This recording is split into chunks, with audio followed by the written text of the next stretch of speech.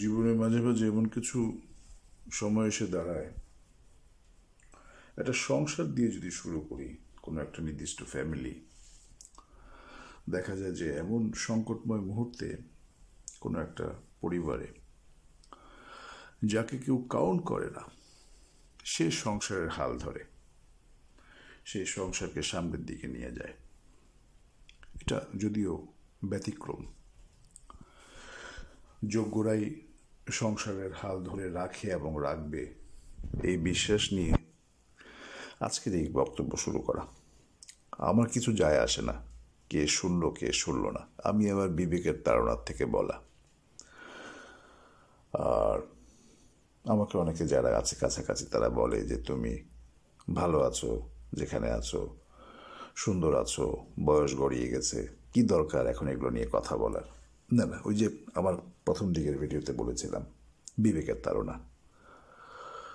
যারা আমার ভিডিও দেখেন বা শুনেন, আমি একটা অনুরোধ করব। প্রথম ভিডিওতে বলেছিলাম যে আমার কোনো নাম নেই, কোনো পরিচয় নেই, কোনো চেহারা নেই, শুধু আওয়াজ মাত্র।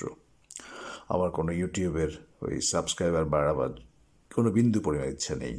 আমি চাই না কেউ সাবস্ক্রাইব করুক, বা আমি চাই যে ভিউজ বাড়ুক। তার অর্থ হচ্ছে আমি বুঝবো যে মানুষ দেখছে এবং এই কথাগুলো মানুষ আলাপ আলোচনা করবে।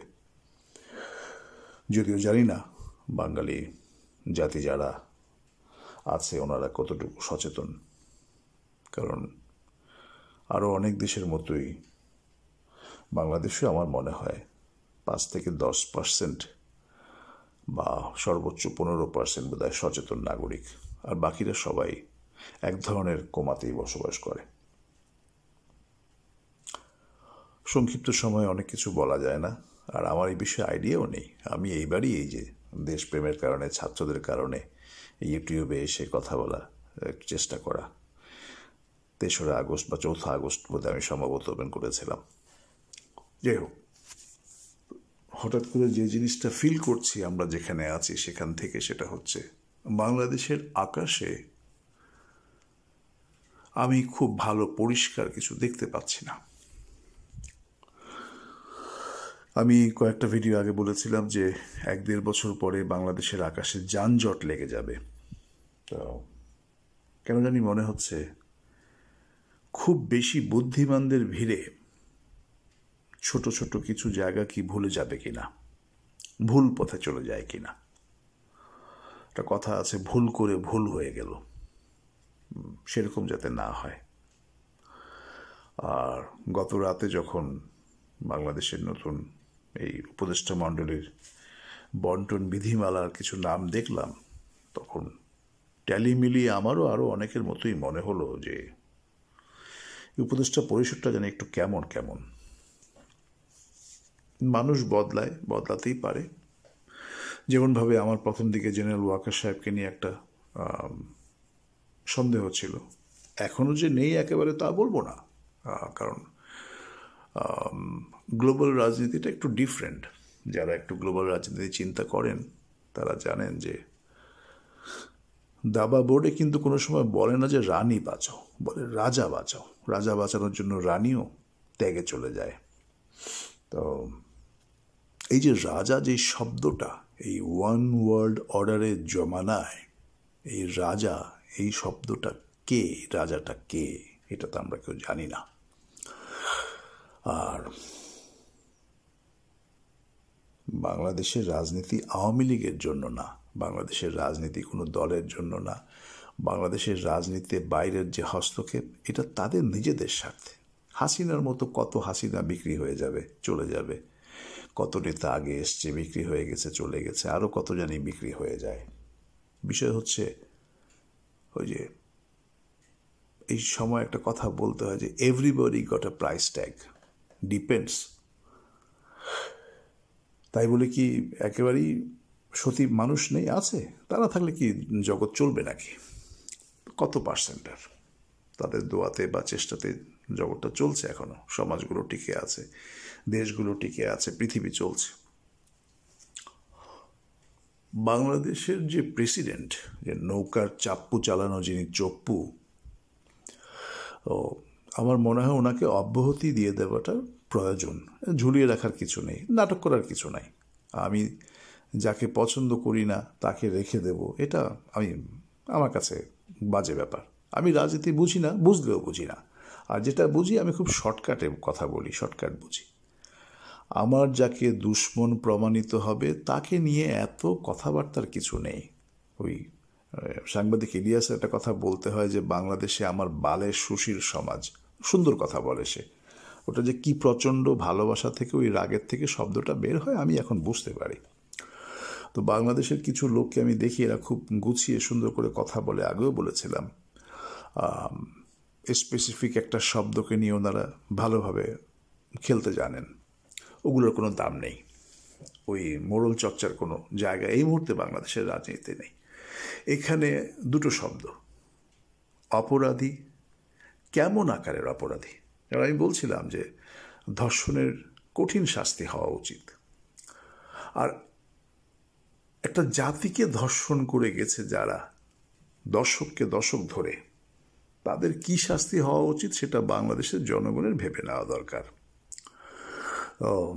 আজকে দেখলাম এক ভদ্রলোক, উনি ওনার এপিসোডে বলছেন জনাব অমুক রহমান, জনাব অমুক আইনমন্ত্রীটা হাস্যকর, রাইটসের ব্যাপারে কথা বলছে।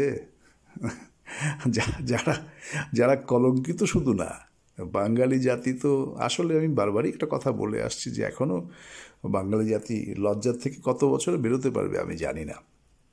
আর এই ছাত্র আন্দোলনের যারা, এই যে গতকাল দেখছিলাম হিন্দি গান চালিয়ে, আমি কিছুদিন আগে বললাম যে তোমরা ভারত বিরোধী আন্দোলন করছো অথচ ভারতের কালচার রয়ে গেছে তোমাদের রক্তে। হাস্যকর ব্যাপার, তাই না? গান, ভালো গান তো বাংলাদেশে আছে, থাকবে না কেন? ওটা চালিয়ে আনন্দ করতে।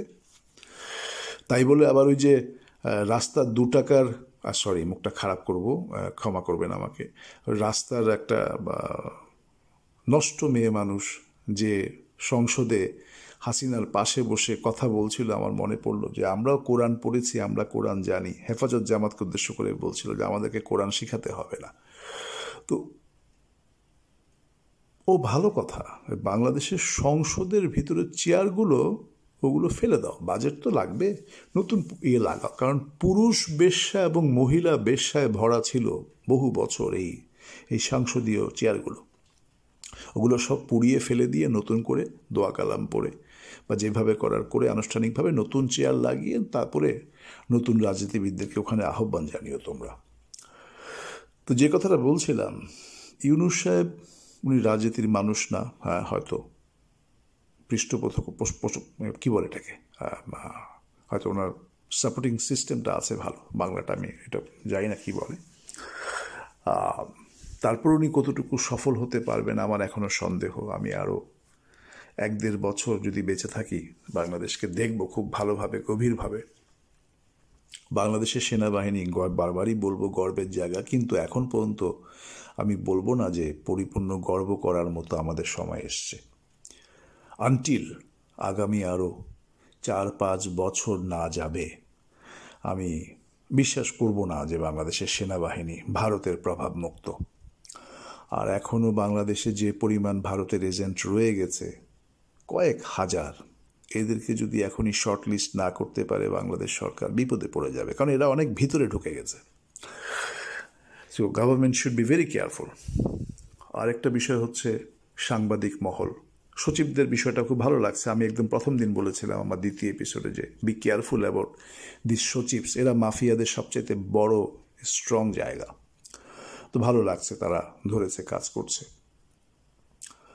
পুলিশটাকে রাজনীতিমুক্ত রাখা খুব জরুরি দরকার। আমার বিশ্বাস, কেন জানি বাংলাদেশের পুলিশ খুব জোরালো একটা ভূমিকা রাখবে ভবিষ্যৎ গড়ার কাজে। তবে সেনাবাহিনী নিয়ে আমি এখনও শঙ্কিত এবং বিব্রত। কিছুটা আনন্দ আছে, কিছুটা গর্ব আছে, কিন্তু পরিপূর্ণ যে চোখ বন্ধ করে ঘুমিয়ে যাওয়া ওরকম নিরাপত্তা বা নিশ্চয়তা আমি পাই না। যারা ক্ষমতায় আছে তারা ভালো জানবেন। যেটাই বলছিলাম যে 5 বছর না গেলে বাংলাদেশের সেনাবাহিনী ভারতের প্রভাব মুক্ত এটা বলা যাবে না কোনোভাবেই। শিক্ষা খাত, এটাকে যদি বাংলাদেশ সরকার খুব দ্রুত পরিবর্তন না করে একটা সমস্যা, এটা জোরালোভাবে দেখার সময় এসছে। শিক্ষা জাতির মেরুদণ্ড শুধু একটা স্লোগানই হয়ে রইল। তো বোঝা যাবে আরও কিছুদিন যাক, তারা কাজ করছে করুক। তো যেই জন্য আজকে কথাটা বলা যে হঠাৎ করে কেন জানি মনটা খারাপ হয়ে গেল, কেন জানি মনে হচ্ছে